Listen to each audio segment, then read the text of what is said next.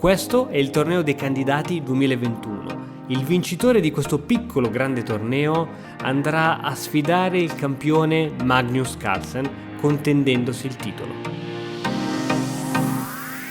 Buongiorno a tutti, vediamo oggi un altro protagonista del torneo dei candidati che si è riuscito a strappare il secondo posto e ora è uno dei candidati alla vittoria finale del torneo. Infatti, mentre Nepomniachtchi ha cercato di giocare molto solido con il bianco contro Caruana, giocando una partita noiosa, ma ne ha tutto il diritto perché ha un punto in più e quindi uno si gestisce il vantaggio come vuole. Dalle retrovie, Anish Giri, il fortissimo giocatore, la fortissima promessa dello scachismo olandese, che ha ormai è promessa già 2800 punti elo, stava giocando contro Ding Liren e questa era una partita che Anish Giri era consapevole di dover vincere. Di fatto, dopo la partita, Anish Giri ha rilasciato la dichiarazione che mentre in altri tornei uno deve, la patta può andare bene per mantenere i primi posti, nel torneo dei candidati solo il primo posto conta, non c'è il secondo e il terzo, il vincitore sfiderà il campione del mondo, gli altri no. Quindi in un certo punto nei candidati bisogna vincere qualche partita e questo è ciò che ha voluto fare i Giri giocando un sistema forse anche sciocco come lui l'ha definito, rischiando un po' più del normale. Dopo E4 e 5, cavallo F3, cavallo C6, alfiere B5. Ieri ha giocato l'apertura spagnolo Rui Lopez. Dinghirelli gioca A6, alfiere A4. Dopo cavallo F6, arrocco. Ora ci sono innumerevoli varianti.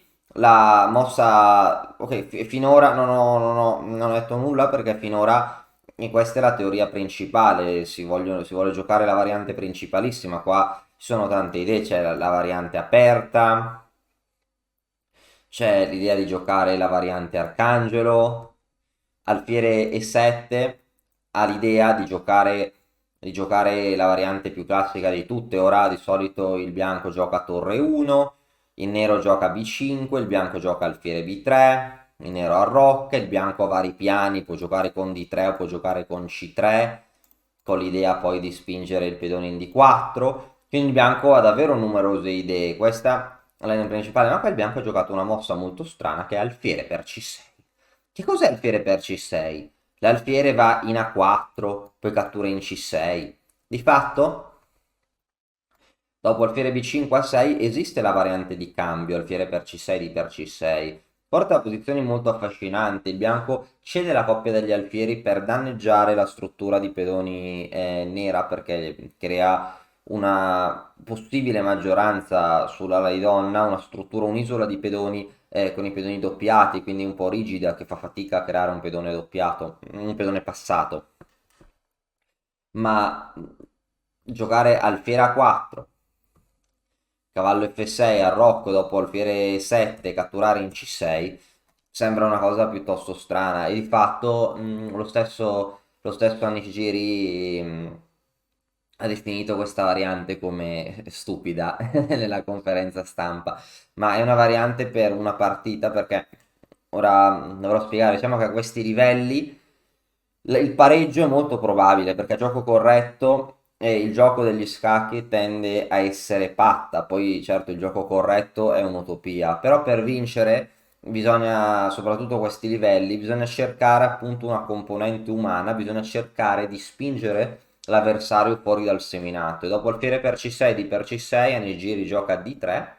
Ora normalmente i piani del bianco sono vari, per esempio portare il cavallo in C4, mettere l'alfiere in B2 per far pressione sul pedone F. Un altro piano potrebbe essere provare a spingere il pedone in F4. Ne erano innumerevoli mosse, tra le più giocate ci sono, ok, cavallo di 7 è la più giocata di tutte, perché ok, bisogna difendere il pedone in E5.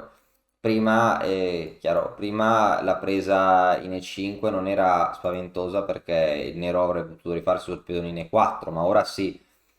E il cavallo di 7 è una delle mosse più giocate. Diciamo che dopo cavallo BD2 l'idea del nero è giocare con arrocco, con F6, volendo il cavallo può rimanovrare e andare in E6. Questa è una posizione chiusa, una posizione di gioco manovrato, ma in questa posizione di Dingliren sceglie una variante, ce ne sono molte altre, c'è alfiere G4, c'è donna D6, quindi Dingliren gioca alfiere D6, che è la quarta mossa più giocata. Anegiri gioca cavallo BD2, con l'idea di portare il cavallo in C4, per esempio su Arrocco e cavallo C4 una buona mossa che crea pressione contro il punto in E5. Il nero ha giocato molto bene alfiere E6 per impedire il cavallo C4 e qua la mossa normale è B3.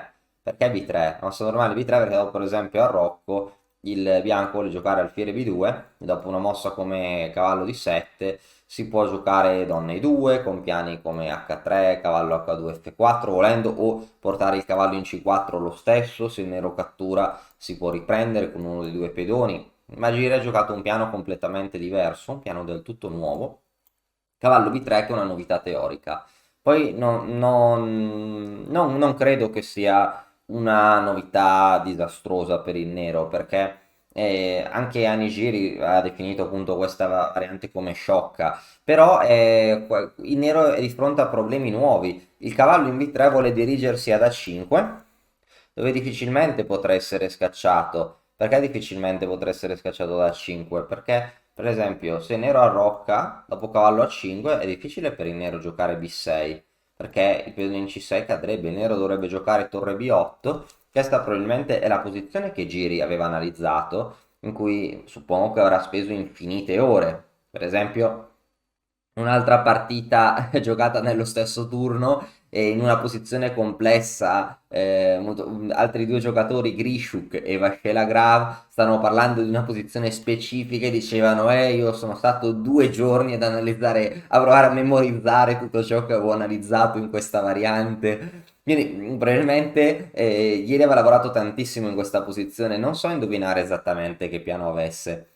Forse ce ne sono molteplici piani, non so, può esserci sempre la mossa B3, può esserci la mossa alfiere 3 per andare in A7, ma ok, qua non si capisce bene dove un'idea simile dove porterebbe se non a una ripetizione come massimo. C'è l'idea di H3 per giocare cavallo H2 e spingere in F4. C'è l'idea di alfiere G5 che probabilmente nelle mosse più forti forse era ciò che voleva giocare i Ghiri. Non so se si pronuncia Giri o Ghiri, effettivamente, questa è mia ignoranza, ma suppongo poi spesso suppongo che anche altri nomi, ogni gente, la gente lo pronuncerà in modo diverso. Per esempio, c'è un giocatore polacco che si chiama Wojtaszek, che si scrive con W, J, K, X, non so, ci sono così tante consonanti nel suo cognome che ci ho messo anni per imparare a pronunciarlo. Comunque sì, Giri o Ghiri, voleva dopo alfiere G5 voleva giocare forse dopo H6, alfiere H4, e ora le idee sono molteplici, per esempio mettere il cavallo in D2 in C4, e se nero esagera con G5, alfiere G3 c'è di nuovo pressione con E5, poi potrebbe intensificare la pressione al centro, a volte giocando D4 in alcuni casi, il cavallo in A5 sta sempre citando, diciamo, sta sempre guardando l'ala di donna nemica, diciamo, legando i pezzi nemici alla difesa dell'ala di donna. Sarebbe stata possibile forse per il nero B6, ma anche B6 è una mossa compromettente perché B6 indebolisce alcuni punti. Il bianco avrebbe potuto provare a sfruttare tale mossa in vari modi, non so cosa avesse in mente Giri, però diciamo che Ghiri, diciamo che forse un'idea come A4 A5 potrebbe essere possibile, se no si potrebbe provare a entrare in contatto in C5, anche di 4 non sarebbe male perché a volte, su e per D anche 5 sarà un problema, ma a volte anche il cavallo potrebbe, quando cattura, potrebbe andare ad attaccare C6 e guadagnare dei tempi importanti. Quindi le idee di giri erano nuove e sono state, e come spesso dicevo, si crede che sempre bisogna cercare sempre la mossa migliore. Quando si subiscono preparazioni, E un giocatore spesso cerca di immaginare qual è la seconda, la terza, la quarta mossa che farebbe il motore in questa posizione. Perché? Per uscire dalla posizione avversaria, perché è ovvio che se uno è super preparato, si prepara soprattutto contro le prime linee del motore. E quindi provando a immaginarsi non la prima linea che probabilmente è a Rocco, che è la mossa più naturale, molto probabilmente, ma giocando una mossa come Donna E7, già probabilmente un piano nuovo dopo cavallo A5, probabilmente Ghiri in tutte le varianti avrà guardato Torre B8 e a Rocco lungo si entra in una posizione sconosciuta al bianco e di fatto, come ha ammesso lo stesso Giri, questo è un piano che non aveva quasi tenuto in considerazione. Si è creata una partita con gli arrocchi contrapposti, ideale per la situazione di Ghiri, perché mentre gli altri capo classifica facevano patta, i capi classifica facevano patta e Ghiri doveva per forza rischiare per vincere, importante rischiare appunto in questo torneo dei candidati, gira una posizione dove è possibile che entrambi i giocatori lancino degli attacchi alla baionetta su entrambe le ali. A questo punto ieri vedeva che c'erano due piani per giocare nell'ala di donna. Un piano che vedeva era A3 con l'idea di spingere in B4 in C4. Un altro piano era C3 con l'idea B4 e A4. Un altro piano poteva essere torre B1 per appoggiare il pedone con la torre e spingere tutti i pedoni alla carica. Diciamo che torre B1 potrebbe avere dei problemi perché per via di alfiere B4, questo è un esempio, alfiere B4 per esempio attacca il cavallo, apre la colonna D, creando un attacco a raggi X con la donna bianca, inchioda il pedone D e quindi nero si accinge a catturare il pedone in E4, cioè di fatto un attacco doppio contro A5 contro E4, e nero addirittura si porta in vantaggio. Certo, una mossa come A3, che magari è una delle mosse preferite del motore, per preparare il B4 e C4, para alfiere B4, ma è difficile dal punto di vista umano lasciare la donna sottoposta all'attacco raggi X della torre. Nel giri gioca una mossa ottima, che è spostare, è vero, si perde un tempo, ma si sposta la donna dalla colonna D, dove la torre picchia sul vuoto, prevenire è meglio che curare, e il bianco è pronto ora a lanciare proprio tutti i pedoni all'attacco. Peccato che il nero possa fare la stessa cosa. Il nero gioca alfiere G4 inchiodando il cavallo.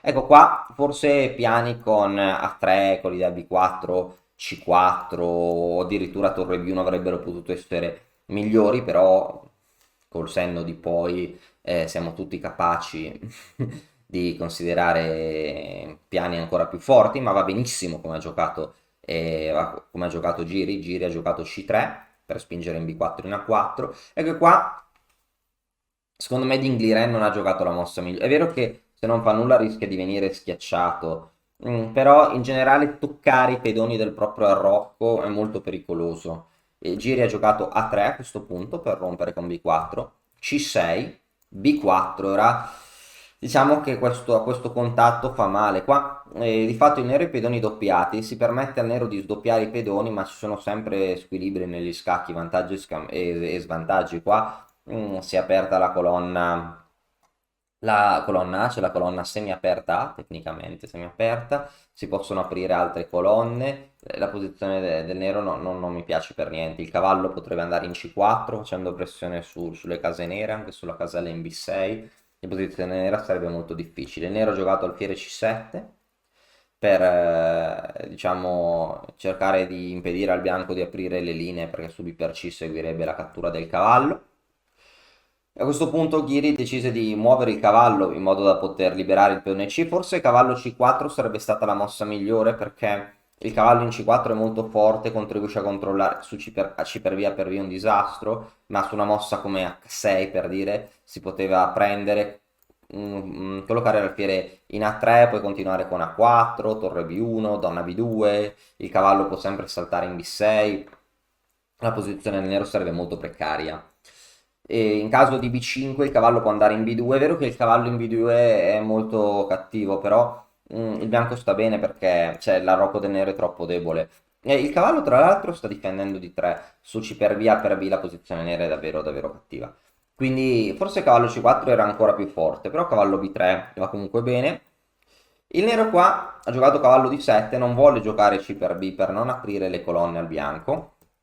Dopo cavallo D7, ecco qua, il bianco forse aveva varie alternative, no, non mi è, mi permetto di dire che non mi è piaciuto molto quello che ha fatto. Ok, mi permetto io, ma anche lui si permette di dire che non gli è piaciuto ciò che ha fatto, quindi obiettivamente non era forse granché. Forse qua Giri ha giocato un paio di mosse imprecisi. Giri ha raccontato di aver ricevuto tanti messaggi di congratulazioni, dicendo di aver fatto una partita bellissima. In realtà lui si è sentito di stare molto peggio, si è sentito di stare perdendo, e così era.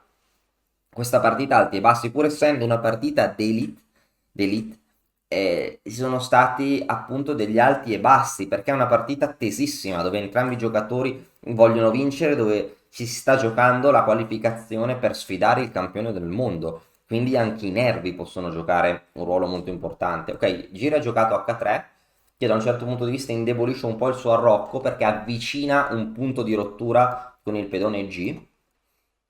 Qua non so se dopo il fiere H5 forse si poteva fare torre B1 per piazzare la torre sulla colonna B che si aprirà, forse era un po' meglio. Ieri gioca alfiere 3, ecco qua il suo avversario gli fa una mossa devastante, dopodiché Giri si è reso conto di essere in crisi.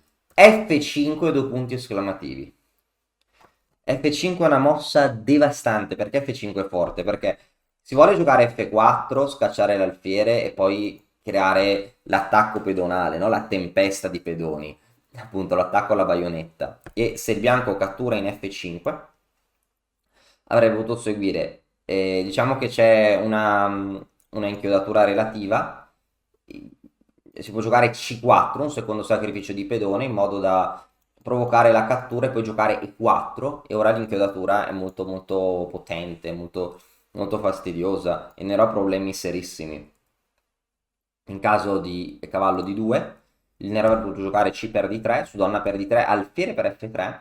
Ora cavallo per F3 si imbatte nella forchetta, questo attacco doppio di pedone, e G per F3 vabbè, lascia tutta la struttura intorno al re bianco troppo esposta, quindi non può essere buona.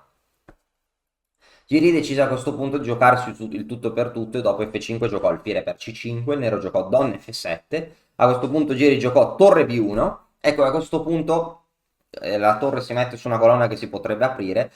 Qua Giri diceva che il nero sta bene con molte mosse, ci sono innumerevoli mosse che danno al nero un'ottima posizione. A Giri dava molto fastidio F per E4, perché porta a semplificazioni. Il bianco potrebbe giocare donna per E4, il nero potrebbe... Ok, ci sono altre mosse buone, come alfiere G6, la mossa del computer, ma alfiere per F3 ha molto senso, e a ieri dava molto fastidio questo finale, perché il bianco ha la struttura totalmente demolita, ha un pedone in più, ma il nero gioca cavallo per e alfiere B6, il cavallo difende il pedone in D3, quindi non si può muovere, il bianco può sopportare il pedone, ma ora il nero può prendere, giocare qualcosa come torre D5. Ora ci sono vari modi, si può pressare F3, si può pressare D3, C5, tutti i pedoni bianchi sono deboli, la struttura nera è così distrutta che in realtà forse questa posizione è pari, no? A livello scientifico, giocando a livello da motore, ma in partita Giri era molto pessimista e valutava questa posizione come leggermente, almeno leggermente, se non chiaramente vantaggiosa per il suo avversario. Ma qui arriviamo in un momento e vediamo ancora come questi giocatori siano umani, hanno appunto anche loro delle emozioni. Abbiamo visto come a volte anche loro hanno la paura, hanno l'avversione al rischio, mm, certo ad altissimo livello. Però qua diciamo che Ding Ren ha il peccato dell'ambizione. Come diceva Ghiri nella conferenza stampa, diceva che ormai diceva che il suo avversario è stato troppo ambizioso e che lo voleva crashare, usando questo il termine, ce lo voleva proprio schiacciare totalmente, non voleva giocare il finalino che abbiamo visto, voleva giocare il G5 per aprire tutta la posizione, perché vuole creare appunto l'attacco pedonale, la valanga di pedoni. Dopo E per F5 giocata dal bianco, ancora donna per F5, E sarebbe stata meglio con l'idea di giocare G4, cose così, perché il bianco non si sarebbe azzardato a giocare G4, cui magari sarebbe potuto seguire un sacrificio di questo tipo con attacco terribile. Il nero ha minimo la patta, ma probabilmente anche di più. Perché non so, su Re H2 c'è già una scoperta per dire, ma ci sono innumerevoli cose. No, questa posizione è davvero pericolosissima per il nero. Ma certo, c'erano alternative più facili, devo dire. La cosa più semplice era il finale detto da Giri, da Ghiri. Non so come, dopo che mi informerò qual è la pronuncia corretta perché è davvero è un peccato non saperla. Comunque qua adesso questo finale che diceva Ghiri avrebbe potuto permettere al nero di giocare con scioltezza, no? Senza il minimo rischio. Una mossa come G5 per crashare il bianco, per distruggerlo, e qua Dingliren continua con G4, che ancora una volta, secondo Giri, è troppo ambiziosa, e probabilmente vediamo che il nero sta sacrificando pedoni a raffica, ha sacrificato C5, il piano del nero è aprire le linee. Per esempio, se il bianco gioca H per G, alfiere per, qua il bianco ha posizione totalmente persa. Perché ha posizione totalmente persa? Perché cadrà F5, si metteranno le torri sulle colonne aperte, e il nero eserciterà una pressione probabilmente decisiva. Il bianco non si può salvare, ma Giri gioca una mossa bellissima che è cavallo G5, una mossa eccellente che obbliga il nero, provoca il nero a catturare F5 per mantenere la posizione e le colonne chiuse.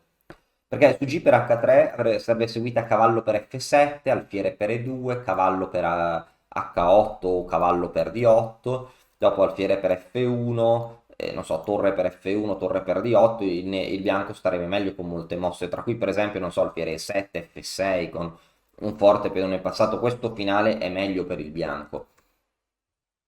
Ma quindi il nero ha giocato donna per F5, qua ancora una volta una mossa bellissima H4. H4 è forte perché la colonna G e la colonna H si mantengono chiuse, il nero non ha un attacco facile. Ora il bianco vuole riportare il cavallo in E4 in gioco, vuole portarlo in D6. E a questo punto il nero ha giocato B6, che è una mossa un po' strana, forse perché di nuovo non bisogna toccare i pedoni di fronte al proprio re, ma ormai il nero sta già male perché è difficile aprire colonne, quindi un piano come cavallo E4, D6, seguita da mosse come, non so, A4 o B5 per aprire linea avrebbe fatto dei danni.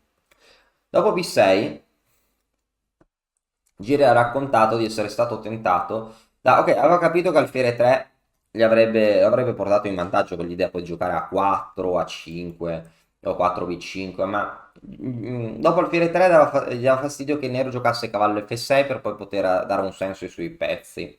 Giri stava pensando a D4, perché D4? Per attaccare il pedone in A6, su B per C5 seguirebbe donna per A6, poi l'apertura della B, e qua è vero che crediamo nel materiale, ma crediamo anche nello scacco matto, quindi questo sarebbe un suicidio per il nero.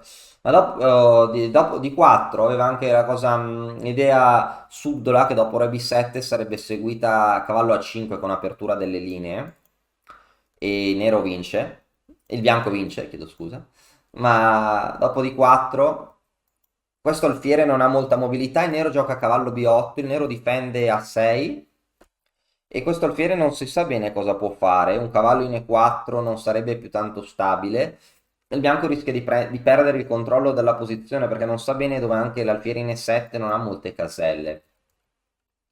Quindi Giri gioca una cosa stupenda e gioca a cavallo E4. L'idea è occupare la casella in D6 col cavallo con l'alfiere, impedire cavallo F6 perché il cavallo in F6 potrebbe venire cambiato tranquillamente. Su cavallo F6 potrebbe anche seguire alfiere E7, volendo, con attacco doppio. Dopo cavallo per E4, D per E4 si verificherebbe un attacco simultaneo, anche contro A6. E a questo punto, sì, anche cavallo per F6 comunque non sarebbe affatto male, o cavallo G3 per dire, con l'idea di eventualmente di bloccare tutta l'iniziativa del nero sull'ala di donna. Quindi il bianco ha tante mosse buone, ma il nero ha deciso di accettare la sfida e qua vi per C5. Ops, vi per C5. E a questo punto Giri dice che questa posizione era per lui molto facile. Perché molto facile? È un sacrificio di due unità di materiali, un pezzo per un pedone, però il suo re è molto solido, è inattaccabile, mentre il re nero sta molto male, i pezzi neri sono molto passivi. Cioè Giri ci raccontava che diceva che lui non aveva paura di dover cercare di calcolare ogni tempo per dimostrare che il suo sacrificio era corretto, perché tutti i pezzi neri non fanno nulla. Quindi il bianco aveva molte vie per dimostrare il suo compenso. Per esempio, qua, non so, un'idea potrebbe essere entrare col cavallo in A5, e catturare in C6 o entrare in B7, mettere la donna in B2 e andare matto sulla B, per esempio, non so, su torre G8, so, cavallo A5, idea donna B2, con idee varie. Alfiere per A5 si imbatte sempre in cavallo D6. E come diceva ieri, quando uno sacrifica e vede che ha un compenso pratico, di solito questo compenso pratico significa vantaggio decisivo. Così è stato in partite. Il nero ha giocato cavallo F6, ieri ha giocato cavallo D6, punto esclamativo, con attacco doppio, forzato la presa, dopo alfiere per e per. E il bianco vuole giocare di 4 cavallo. Su torre per D6 il bianco ha giocato una mossa devastante che è di 4, ma diceva ieri che anche cavallo C5 con l'idea donna B2 entrate di donna è completamente vinto. Lui qua era sicuro di vincere perché i pezzi neri sono orribili, non fanno nulla e il bianco può sempre, non so, magari G3 è l'unico modo per attivare i pezzi, ma segue donna B2 con attacco decisivo contro il re nero che non può scappare da nessuna parte perché è vittima del fuoco incrociato dei pezzi bianchi proprio nell'occhio del ciclone. Detto questo, Gira ha detto però perché ritardare tanto? D4, aprendo direttamente la diagonale, creando un attacco diretto, probabilmente vince. Il nero ha giocato C5, ma dopo cavallo per C. A questo punto il sacrificio diventa più irrisorio, un sacrificio di una sola unità di materiale. Il nero ha giocato, anzi, 1, 2, 3, 4, 5, 6, 3, perché a volte uno sbaglia a contare, no? Sì, è un sacrificio di unità di materiale e in più questi pedoni sono in presa, il pedone in A6, una volta che catturiamo in E6 col cavallo potremmo iniziare ad andare inviato con la torre. Il nero ha giocato torre 8 per provare a portare la torre in gioco, ma dopo donna C4 il nero ha abbandonato. Perché il nero ha abbandonato? Ma perché la situazione è davvero insostenibile, si minacciano delle scoperte col cavallo, seguite appunto magari da torre B8, torre B7, il re nero non può scappare da nessuna parte, su re D8, non so, minimo cavallo B7 con un doppio, e poi dopo torre B6, il bianco sta dando matto ma anche più materiale, non so, forse torre C6 si poteva tentare, ma su torre C6 non so, ci devono essere molte vie che portano, tutti i cammini portano alla vittoria forse qua. No, comunque qua sì, D5, no? La torre o permette scoperte o permette di catturare